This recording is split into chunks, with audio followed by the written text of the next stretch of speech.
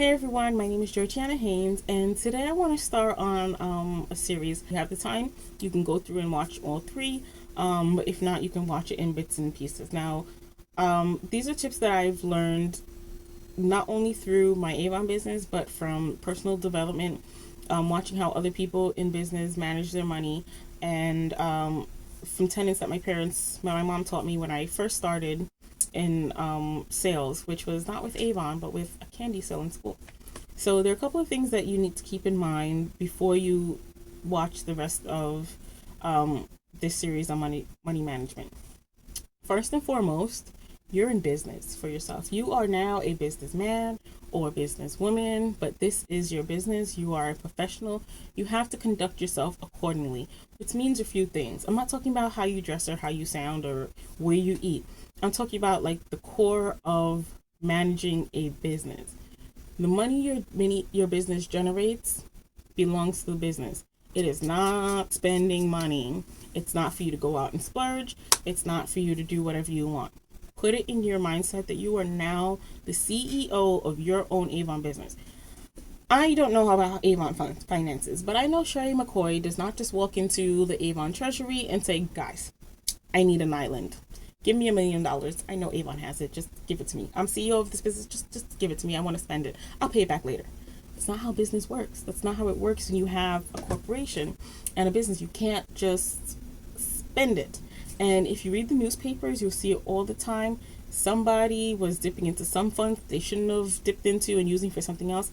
Misallocation of funds is one of the biggest reasons that people have trouble with businesses, and one of the biggest reasons that businesses flop.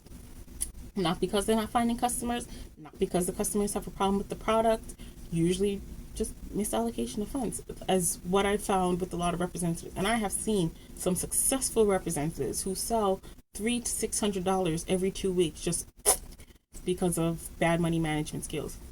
You don't want to do that. So this video is really going to help you, not only as a new representative, but especially for those of you who don't have the instant credit, who have to pay for your products up front before Avon sends it to you. This is going to be a really big help to you because I'm going to show you how you can overcome that and get through it, and even help you to build up your business even more. But first and foremost, this is a business. You got to have that business mindset. The second thing that you have to keep in mind is that you have to track your funds. A part of being a business owner, CEO of your business, this is you I'm talking about. Yeah, you out there. You have to keep track of your funds. One of the things that my parents said to me was that I have to track the money that I'm making. When I first started with my first candy sale, my mom said, okay, this is not your money. You can't go out there and spend it. You have to keep it separate. She taught me how to do that, how I had to keep track of all of the customers, who paid, who didn't pay, who bought how much, who owes me how much, whatever. It was all tracked on paper so I can see it and cross it off. Don't trust yourself to remember it all. There's too much on your plate, too much stuff is happening. Don't do it like that. Keep a piece of paper, hold yourself accountable. Which brings me to my third thing.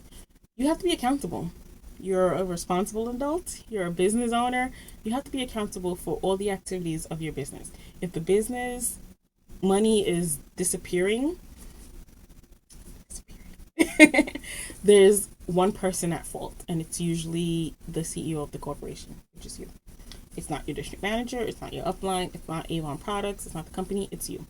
There's something that you're doing wrong that can be fixed though, but you have to acknowledge that you did something or you misunderstood something, but something happened within your control that now needs to be fixed for you to progress and move forward. And that's what we're here for as uplines and district managers and leaders in the field, to help you get over those bumps and fix those things. But you got to just take responsibility for yourself. I can't tell you how many times I've sat down to speak with representatives and they're like, oh, Avon is stealing my money. I don't know. I placed this order and I'm paying all this money out of pocket. I hear it a lot from representatives, and usually like 95% of the time, it's not that the money was disappearing. It was because the representatives misallocated the funds. She went in there and was like, oh, I get a discount. I'm going to buy all these clothes and shoes. Yeah, samples. Let's get a couple of those. Let's get a couple of bags. And she didn't pay herself. And her business wasn't generating enough money at the time for her to be investing into all those things. I say that your business needs to generate income, and that income gets reinvested into your business to generate even more income. But if you don't have any income to invest, then you shouldn't be spending what you don't have. It's a surefire way to get into trouble.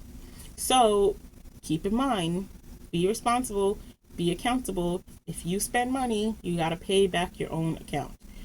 You got to keep a list of all the things that you're buying for yourself. Write yourself an invoice, write yourself a receipt, something, so that you can see, okay, well, this is how much I spent. This is what I owe my business, because it's not your business.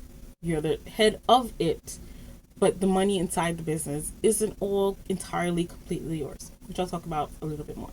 So that's our first video. Keep those 3 things in mind as you watch the rest of the videos, because they'll help lay the foundation. First and foremost, you are a business owner. Second, you have to be responsible and keep track. Third, you have to be accountable and take responsibility for your actions and the outcomes, okay?